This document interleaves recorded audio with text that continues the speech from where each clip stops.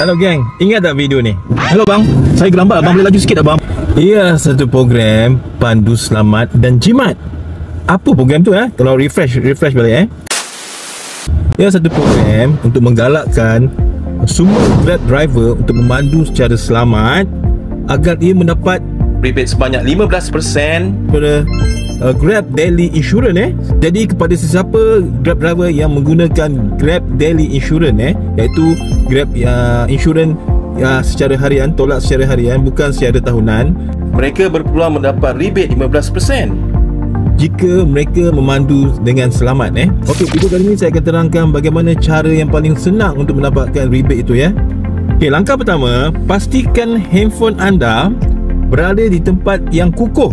Kalau boleh letak di tengah-tengah kenderaan ataupun di tepi dan dalam keadaan yang stabil supaya apps Grab itu boleh monitor keadaan yang sebenar. Jika handphone anda tidak stabil atau berlaku kegoncangan ataupun goyang, jatuh dan sebagainya, Grab akan membaca bahawa anda sedang melakukan atau anda sedang driving dalam keadaan bahaya. Itu tips pertama Pastikan bahawa handphone anda berada di tempat yang kukuh dan stabil. Jangan bergoyang. Okey, betul kedua ialah bila anda nampak traffic light sudah berwarna kuning, perlahankan kenderaan anda.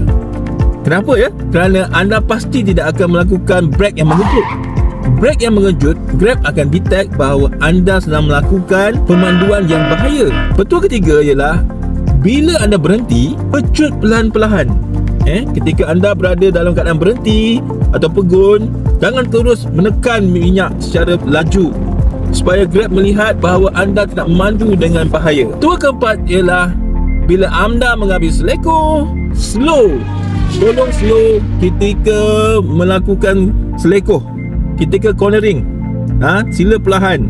Dan ni paling penting sekali ini paling penting. Jika kamu mengantuk, penat, sila berhenti di tepi dan ambil nap sekejap, tidur sebentar.